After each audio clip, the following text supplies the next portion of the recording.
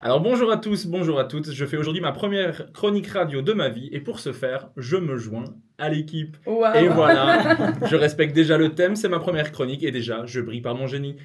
Alors je voulais commencer cette chronique, que dis-je, cette masterclass, par remercier toute l'équipe dans le studio parce qu'aujourd'hui, vous êtes tous venus voir mon spectacle et vraiment pour ça, merci beaucoup, ça m'a beaucoup touché. Ça m'a tellement touché que je vous en veux à peine de me forcer à faire ma première chronique sur un thème aussi inspirant que On se joint.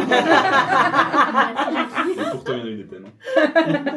Et ce, je cite, parce qu'on est le 11 juin. On est passé à un jour près de devoir écrire une chronique sur d'où se juin.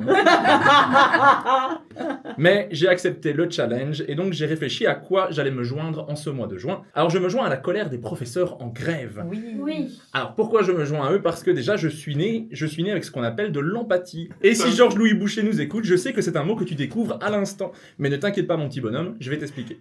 Alors demande à ton chauffeur d'augmenter le son sur l'autoradio de la Mercedes, je t'explique. L'empathie, c'est la capacité à percevoir, comprendre et partager les émotions et les pensées d'une autre personne. Par exemple, quand tu vois des professeurs manifester leur colère dans la rue, des élèves inquiets de ne pas pouvoir payer leurs études, tu dois te dire « Ouh là là, mais comment puis-je faire pour les aider ?» et pas « Envoyons la police pour les frapper ».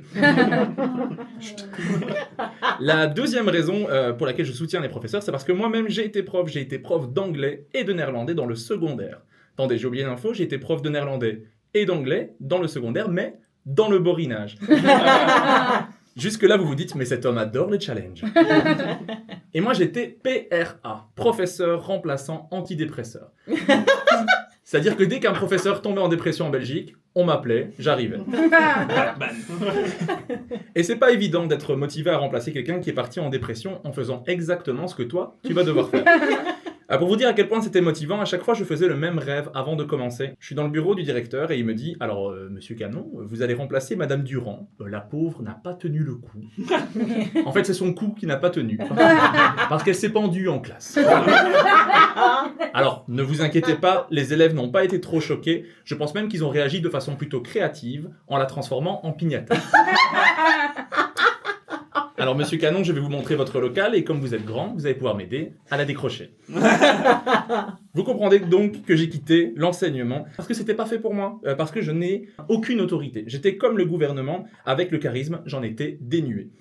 Et ensuite, si j'ai arrêté l'enseignement, c'est parce que je n'étais pas passionné et c'est un métier qui nécessite que ce soit une vocation, vraiment l'enseignement. Alors que faire des blagues gratuitement sur UFM un jeudi soir, c'est ça ma vocation. Mais heureusement, il y a encore des profs passionnés qui sont incroyables avec les élèves. Et ça, on l'a vu pendant les manifestations et les profs en grève. Je ne sais pas si vous avez suivi un petit peu. Moi, j'ai trouvé ces images folles. On a vu des professeurs qui faisaient des chaînes humaines pour protéger des ados de la police. Moi, j'ai trouvé ça incroyable. Et en voyant ça, je me suis rappelé pourquoi j'ai arrêté l'enseignement. Parce que franchement, moi, à la fin de ma carrière, j'en avais tellement marre que j'aurais été du côté des policiers. J'aurais été en mode, monsieur l'agent, je crois que vous avez oublié la petite derrière vous, là. Ah, on rigole moins, Jade. Oui, c'est le nom d'une ancienne élève à moi que je supportais pas. Oui, ça me fait du bien de m'en libérer. Mais du coup, j'ai un énorme respect pour les professeurs qui continuent. Alors par contre, je n'ai aucun respect, c'est pour notre gouvernement qui fait vraiment n'importe quoi. Parce que moi, déjà, quand j'étais enseignant, pendant mes études, il y a 10 ans de ça, on nous disait 3 enseignants sur 4 arrêtent l'enseignement après 5 ans. Au début, moi, je trouvais que ce chiffre était énorme. Puis j'ai commencé à enseigner et je me suis dit 5 ans, c'est long. Mais la situation est complètement folle. Le métier était déjà en pénurie il y a 10 ans, comme je vous disais. Mais depuis, pour pallier à ça, notre gouvernement s'est dit si on augmentait le temps de travail mais pas les salaires, qu'on retirait la sécurité de l'emploi, waouh, ça me semble être une bonne idée. Quand tu penses que tu as touché le fond, on creuse encore. Je vais vous faire un petit parallèle. Pour moi, c'est un peu comme si tu étais fan de genre, je sais pas, comme ça, au hasard, de Patrick Bruel. Mais qu'en fait, tu te rends compte que c'est un agresseur qui t'agresse et qu'une fois que tu déposes plainte, on remet en question ta parole et puis tu vois Monique, 67 ans, commenter sur Facebook. On te croit, Patrick. Tu es tellement beau. Viens chez moi prendre mon café des délices. Alors je vous laisse quelques instants pour remarquer que j'ai lié les deux infochocs du moment en une seule. Franchement, mais qui a le droit? Qui a le droit de faire ça? Alors pour ceux qui n'ont pas suivi, c'est-à-dire ceux qui habitent dans une grotte depuis les 2 dernières années, Patrick Bruel, alias Patoche la Bidoche, C'est un agresseur qui, entre deux victimes, a quand même réussi à trouver du temps pour faire des concerts et une partie de poker. C'est quelqu'un qui chie à la fois sur les murs des hôtels et dans la vie des gens. Alors, je vais pas faire de blagues sur la qualité de ses chansons, parce que quand j'étais enfant, j'aimais beaucoup ses chansons. Et en 2015, quand il a sorti un album hommage à Barbara, j'avais dit « Je pense que c'est le pire truc qu'il a fait ». Comme quoi, on peut se tromper. Alors, avant de terminer cette chronique, j'ai été un petit peu dur envers les policiers. Donc, petite pensée pour eux, parce que c'est pas facile pour eux en ce moment, parce que eux, d'habitude, ils ont l'habitude de taper sur des adultes. Là, ils doivent le faire sur des enfants qui sont plus petits. Et donc, il faut se baisser. Ça demande plus de souplesse au niveau des genoux, et des fois, ça fait mal aux articulations.